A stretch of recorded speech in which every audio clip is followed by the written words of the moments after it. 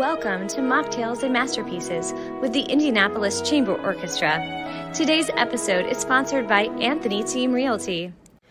Today's episode of Mocktails and Masterpieces is a re-air of a special event the ICO presented in partnership with the Indianapolis Jewish Community Center and the Ann Katz Festival.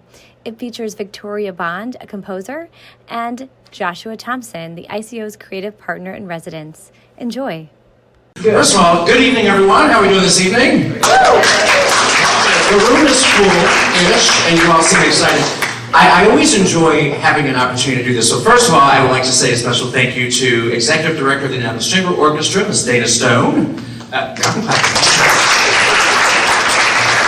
We worked really hard this year for this season and next season to really find other ways, including but beyond performance, in which to connect and communicate with communities. And so here we are, and super excited to have a world-renowned composer. But before we get started with the music and everything else, you have already a pretty storied history with the Indianapolis Chamber Orchestra. If you could explain to us what's your history and your connection with the organization. Indeed. Well, I was here in 2002 for a piano concerto that was commissioned through pianist Paul Barnes. Kirk Trevor was music director at that time, and the orchestra commissioned me to write a concerto based on a solo piano work that I had written for Paul Barnes, which is based in turn on an Eastern Orthodox chant. Now, I'll just give you a tiny bit. I'm probably going to run into overtime. You have time. This is all you're good. I'll give you a little background on that. Paul and I were doing another concerto, and we were in the Czech Republic. And as we were walking to the recording session, I said to Paul, "Well, what else do you do besides play the piano?" And he said, "Well, I'm a chanter in a Greek Orthodox church." And I said, "Oh, well, that's interesting. Can you chant me one of the chants that you chant?" And he chanted, and I was enchanted because it reminded me so much of the Jewish chants that I had heard as a child. And I was just absolutely so enthralled that I said, "I have to write a piece for you based on this chant." And I did that. And he loved it, and he played it, and he discussed this with Kirk Trevor and the orchestra, the Indianapolis Chamber Orchestra, in turn commissioned me to write this piece. So that was 2002. And then I was here again in 2006 with a project that was in conjunction with the Children's Museum.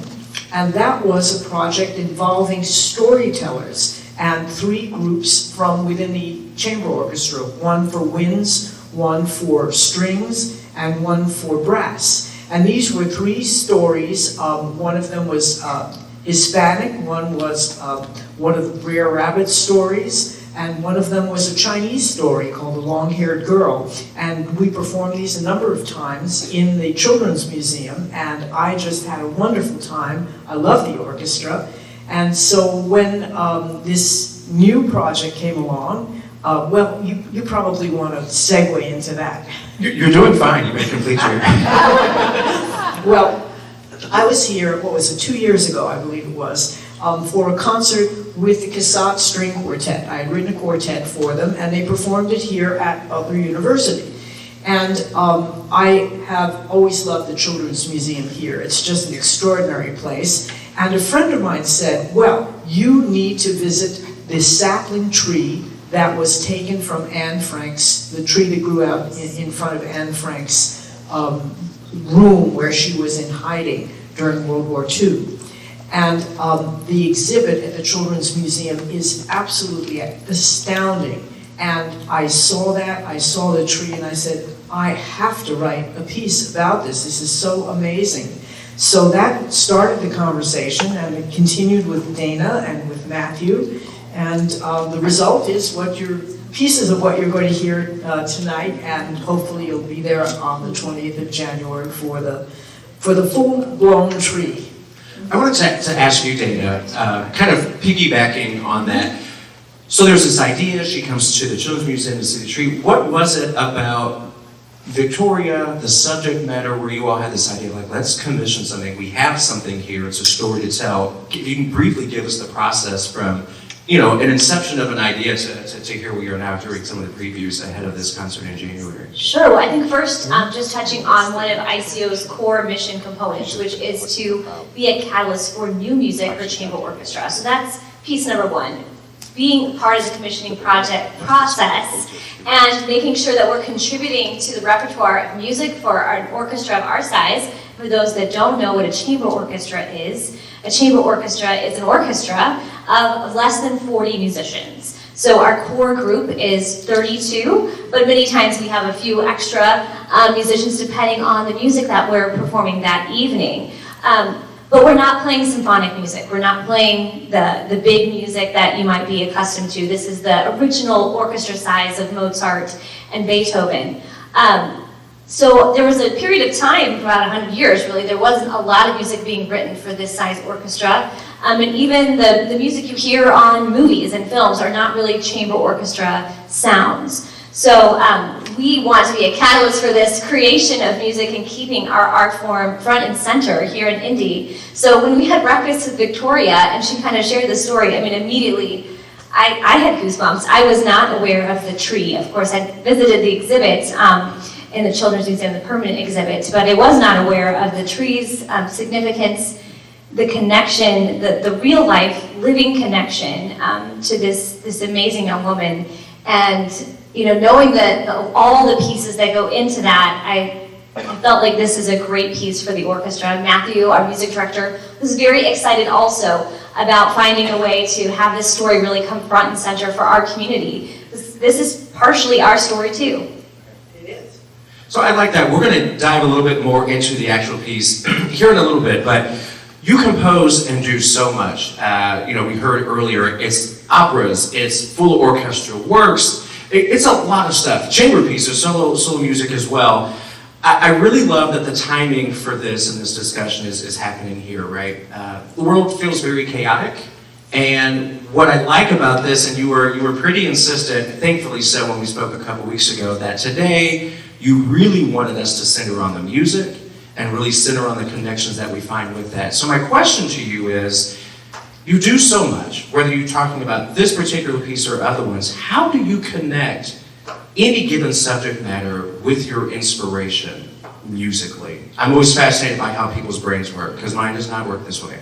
So if you can give us an insight into your process and where inspiration plays into that when it comes to really giving us a sonic illustration representation of the story that you're trying to tell. Well, I'm a tree hugger from the beginning.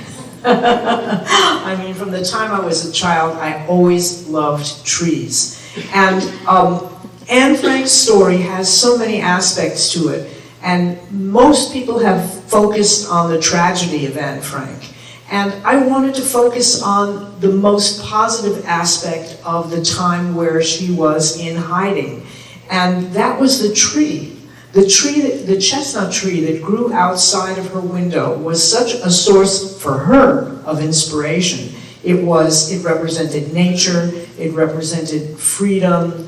She loved to look at it, and she looked at it in all seasons. So that was my clue to how I was going to structure the piece. The piece is basically a portrait of the tree. And I wanted to start out with the acorn, with the very beginning of, I'm fascinated with plants. I am absolutely in awe of the plant world. I mean, our whole life on Earth depends on plants, and how do they do it? Here's this acorn that is just, a tiny little thing, and it ends up being this enormous, beautiful tree. So the beginning is the struggle of the acorn trying to break out of its shell, sort of like a bird, I would imagine, breaking out of its shell. You see these slow motion videos, which I looked at, of a seed coming out of its shell and growing. And it kind of struggles. So there's this little struggle, and we're going to do an excerpt of that later on, of this kind of pushing of the seed out of its shell so that it can reach the light. And then there is the tree in springtime. And to me, that was Well, we just talked about it before. Stevie Wonder has a piece called Superstition, and it's got this really infectious rhythm that I absolutely love, and I thought, that's the tree in spring. So you'll hear a little bit of that also, thanks to Stevie Wonder. And then the tree in summer, which we're not going to do today, is a big, lush, romantic outburst of this tree just, the leaves coming out, how it must feel to be a tree and to have your leaves just catching the sunlight and just feeling the expansion of the tree. And then there's a storm, which we are going to do an excerpt from, and that is the most turbulent moment in the piece. And this tree actually was dying. And the story behind the sapling is, and this is long after Anne Frank had unfortunately been exterminated at the camp, the tree started to die, and people had the good sense to say, let's take saplings from this tree so that the tree will have a life beyond this life that it no longer is going to have. And there are saplings planted throughout the world. There's one at the United Nations, there's one here in Indianapolis. All over the world, there are saplings from this chestnut tree. And I just think that is such an important indication of hope and renewal. So there are movements in between. There's the storm, the tree dies, the tree is born again in the sapling. And we're not going to do all of that. We're just going to do various excerpts from the piece. Hopefully you'll all be able to join us January 20th to hear the full piece. So you're giving us a musical botany lesson this evening, or at least this evening, which I like. I always enjoy and relish the opportunities. We can hear a piece of music, and we often do, like it, really be infatuated with it, but having that insight to understanding what we are listening to, it's almost like program music and theme music. So you've done a wonderful job of putting that imagery in our head so we can hear it. And it is seasonal, it's cyclical, it's yes. Rebirth, it's renewal. Exactly. And very apropos for the season, I guess, and the time that we are in. Just thinking about the events that are going on globally. Absolutely. You mentioned something earlier about how there were saplings all over the place, and you said there was one at the UN, correct? Mm-hmm. There's another piece that you have. I believe it's for solo violin and nothing else. And nothing else, right? But this was commissioned by the United Nations. That's right. So I love this. I love that. And you're working with amazing folks and very premier and prominent entities. How did that come about? And are there any through lines in some of these universal things that you're putting out in between yes. your works? Well, this was for, there is every year they do a Holocaust memorial concert in January. And this piece was commissioned for that performance, that moment. And there is a very beautiful poem by Gerard Manley Hopkins that has been kind of a touchstone for me for many other pieces. And I go back to it time and time again because it reveals so many new things to me. And the poem is called Sorrows, Springs. Well, actually, that's not the title of the poem. The poem is called Spring and Fall to a Young Child. But the name of my piece is Sorrows, Springs Are the Same, because that is the point of the poem. I'll just give you a couple of lines from it, not the whole thing. Margaret, are you grieving over Golden Grove unleaving? Leaves, like the things of man, you with your fresh thoughts care for, can you? Ah, as the heart grows older, it will come to such sights colder by and by, nor spare a sigh, though whirls of one would leaf me lie, and yet you will weep and know why. Now, no matter, child, the name, sorrows, springs are the same. And I was so moved by this poem, and it just spoke to me of the universality of grieving and how the Holocaust really pertains to everyone, so much so now. But I mean, unfortunately, this is a topic that is, evergreen is not really the word I would choose, but it's a topic that is pertinent in all throughout history and certainly today. And so that seemed like the appropriate gesture. I like that. So you're very much a preservationist and an archivist for these universal themes for history and remembering, if not in text, then also through music as well. Do we get to hear that piece this evening? Yes, we do. I'll invite Alfred Abel up on stage to share that solo violin piece with you all this evening.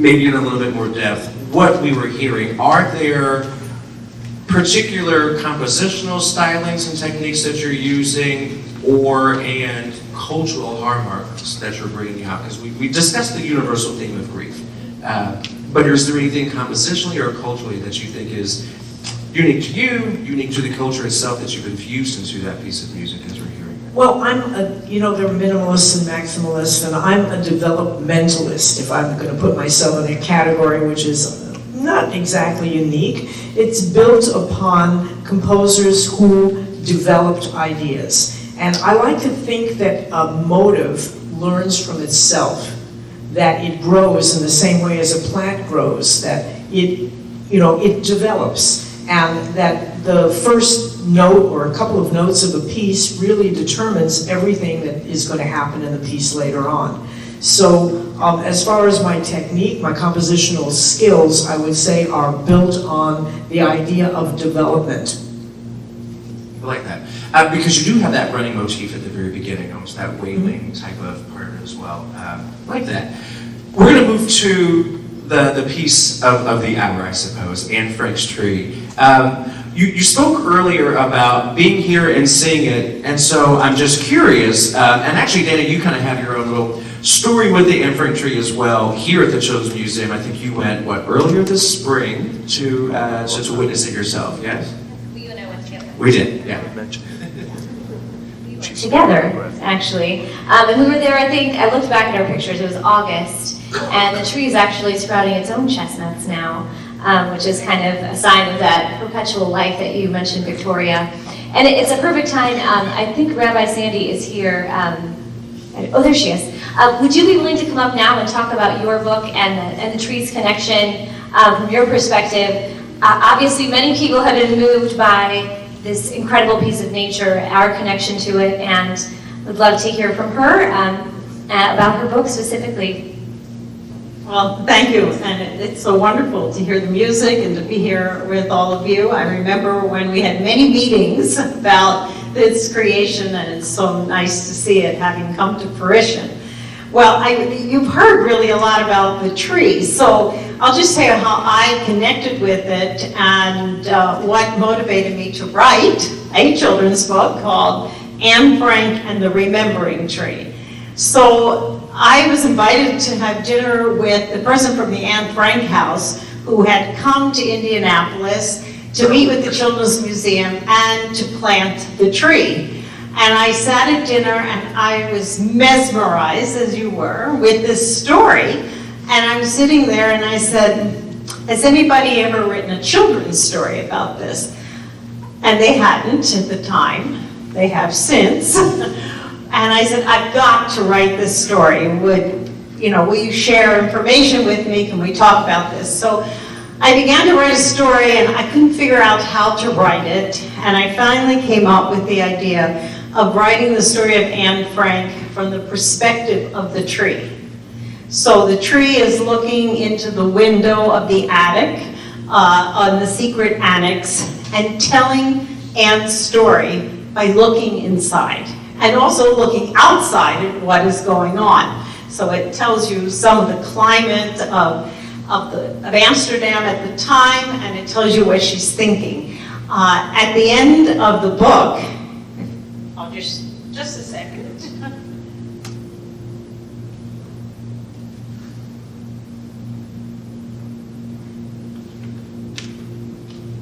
So here's how the book ends, and then I'll tell you what happened afterwards.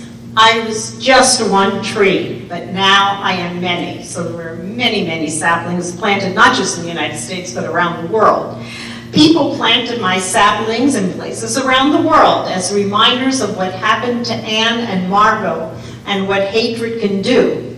They planted them so that everywhere adults and children will recall the hope and promise of two young girls who loved a tree and the tree who remembered them. And then at the very back of this book,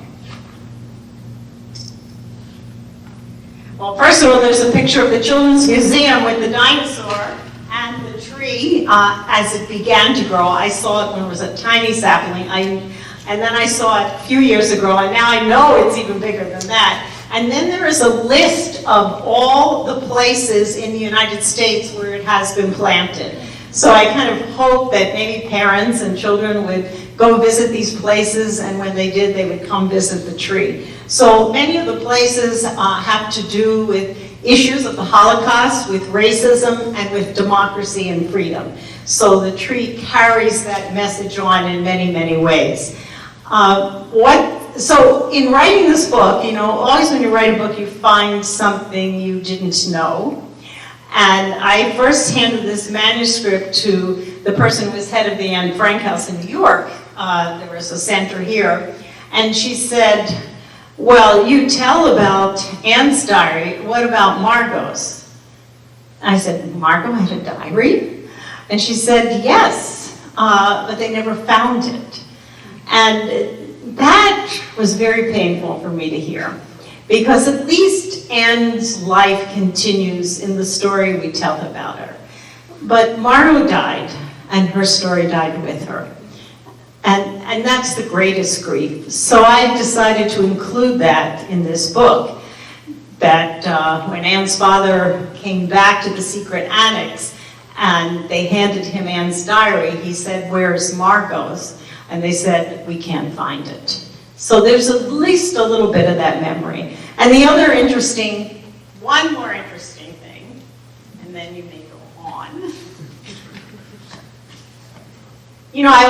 I try to dedicate my books often to my grandchildren, but they said, you've already, Bobby. I have quite a few books dedicated to us. So this one is very special.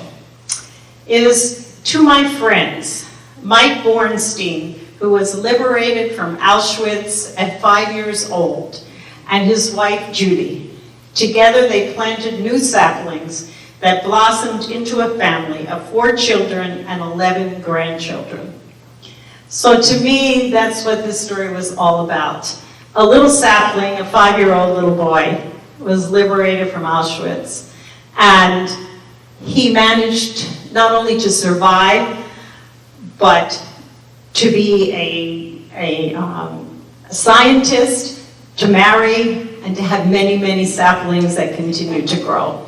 And so that's the hope in this story. And it was an honor to be able to write this story and to share it. And as Lev told me, you should know that I will sign these books if you'd be interested in one on the way out. And I also have a couple other books about trees. So if you're interested, I will be here. Thank you for having me. Thank you very much.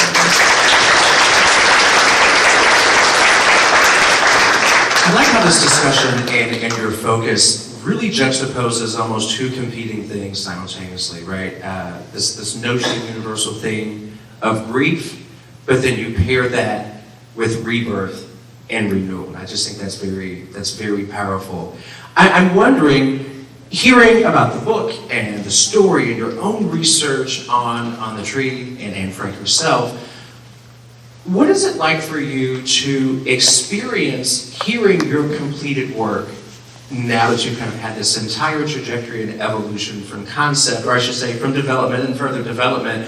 What is it like for you or for a composer to hear their completed work? I would say in the framework of this festival, but just in general, especially seeing as how the subject matter is so necessary and poignant. Well, the piece is in my head, so I hear it every day. As a matter of fact, it doesn't leave me alone. Is this on? Yes.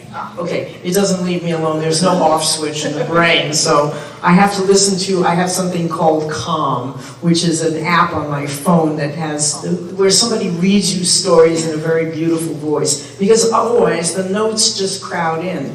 I mean, the music is always there, so I'm hearing it all the time and working on it all the time. And some of my best work gets done not when I'm at a piano or at a computer or at a table or at a desk, but walking. I find walking to be very liberating for me as far as developing ideas. And so, you know, I carry it in my ear, in my head all the time. It's with me. We're going to get to some excerpts from Anne Frank's Tree. We've discussed a little bit, and you've addressed it briefly, but before we hear it, I want to know if there's anything culturally, musically, or about nature that is in this piece that you really want this audience and other audiences to understand at a deeper level, and how we can go and use that in our daily lives, whether it be in our own microcosms in our homes, or also how we position and work and move in the world.